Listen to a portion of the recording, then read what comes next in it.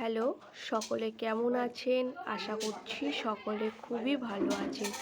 আজকে শনিবার, মানে আজকে ইচ্ছারান্না পুজো। মা মনসার এটা একটা পুজো হয়। এই মা মনসা পুজোতে 19 থেকে 20টা পদ রান্না করতে হয়, সব ভাজাভুজি মিলে। এই উৎসবটা গ্রামের দিকে বেশি হয়। প্রতিটা বাড়িতে এই উৎসব হয় ঠিকই, কিন্তু বিভিন্ন বাড়িতে বিভিন্ন রকম আয়োজন থাকে। মা মনসার উৎসব মানে 20টা পদ রান্না করতেই হবে।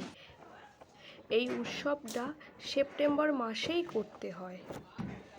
অনেকেই আবার এই মা মনসার রীতিটা জানে না, যেহেতু এটা গ্রামে হয়। সবাই মিলে আমাকে বসিয়ে দিয়েছে নারকেল কুড়তে।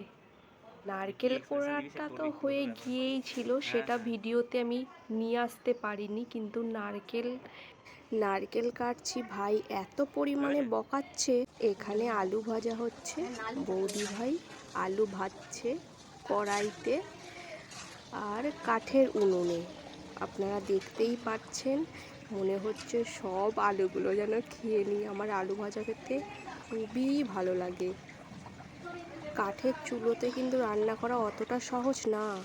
এখানে ভাজা চলছে করলা ভাজা, এটা ভাজছে আমার মাসিমণি। গ্যাসে বসিয়ে দিয়ে মাসিমণি এখন গল্প করতেই ব্যস্ত। আমাকে বলেই গেছে, তুই করলা ভাজাটা একটু নেড়ে দে। যেমন বলা তেমন কাজ। এখানে সব রকমের সবজি নেই, 13-14 রকমের সবজিটাই আছে। আদা রসুন বাটা, পোস্ত জিরে সবই আছে, আদা বাটা। এখানে চলছে কলা পাতা কাটা। আর মা মনসার উৎসবে এই কলা পাতা কাটা করেই সবাইকে খেতে দেওয়া হয়। মানে ধরুন এমনি পাতাতে চলে না, একটা যেহেতু শুভ কাজ, তাই কলা পাতাতেই খেতে হয়। এখানে মাছ ভাজা চলছে, ইলিশ মাছ আছে, বিভিন্ন ধরনের রুই মাছ, কাতলা মাছ সব পাইলে আছে। এখানে যেহেতু মাছ ভাজা চলছে। আমি এখন খেতে বসে গিয়েছি। আপনারা সকলে ভালো থাকবেন, সুস্থ থাকবেন, সাবধানে থাকবেন। ভিডিওটা আজ এই